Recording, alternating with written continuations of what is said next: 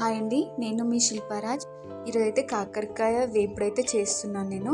అందుకోసమని నేను కాకరకాయ ఒక అర్ధగంట ముందే కట్ చేసుకొని ఉప్పు పసుపులో నానబెట్టుకున్నాను. నేను వాటిని సన్నగా కట్ చేసుకున్నాను. నేను తర్వాత ఇలా పిండేస్తే వాటర్ వస్తుంది వాటిలో నుంచి.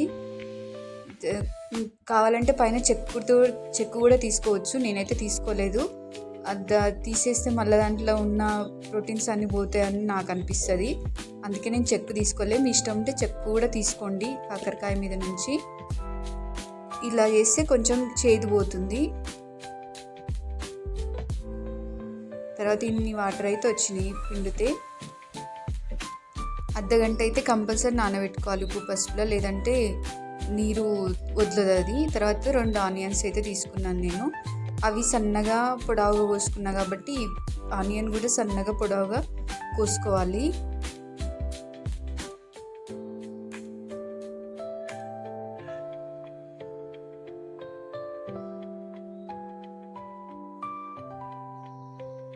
తర్వాత ప్యాన్ పెట్టుకొని ఆయిల్ అయితే వేసుకుంటున్నాను నేను. కొన్ని ఆవాలు అయితే వేస్తున్నా తాలింపుకి. ఆవాలు చిట్పట్లాడిన తర్వాత ఆనియన్స్ వేసుకుంటున్నాను నేను.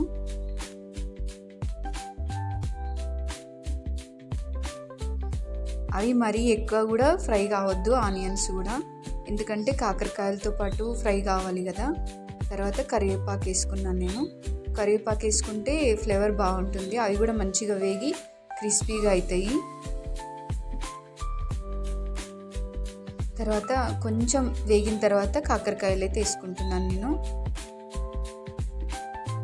దీంట్లో అయితే ఇప్పుడు పసుపు వేయద్దు, ఉప్పు వేయద్దు. ఉప్పు వేస్తే నీరిడిచి మెత్తగా పడిపోతుంది, తొందర ఫ్రై కావవి.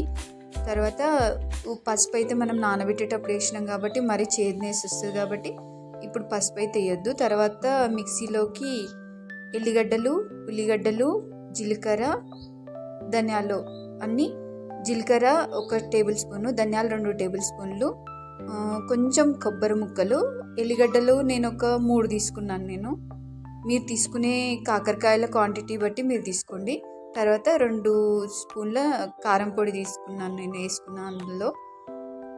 తర్వాత తగినంత సాల్ట్ వేసుకున్నాను. సాల్ట్ కూడా చూసుకొని వేసుకోండి, ఎందుకంటే ఉప్పులో నానబెట్టాం కాబట్టి కొంచెం గుంజుకుంటుంది వాటికి. తర్వాత ఇట్లా కలుపుకుంటూ ఉండాలి, కొంచెము అడుగు పట్టేస్తుంటుంది. మూత అయితే పెట్టకండి, మూత పెడితే అది ఆవిరి వదిలి మెత్తగా అయిపోతాయి అవి. తర్వాత ఇట్లా కొంచెం మంచిగా బ్రౌన్ కలర్లోకి వచ్చిన తర్వాత మనం మిక్సీ పట్టుకున్న ఈ పొడి అయితే దాంట్లో వేసుకోవాలి. చూపిస్తాగండి, కొంచెం మర్చిపోయినా నేను చూపెట్టడము. ఇట్లా బ్రౌన్ కలర్లోకి వచ్చిన తర్వాత ఈ పొడి అయితే వేసుకోవాలి. తర్వాత వేసుకొని కలుపుకోవాలి.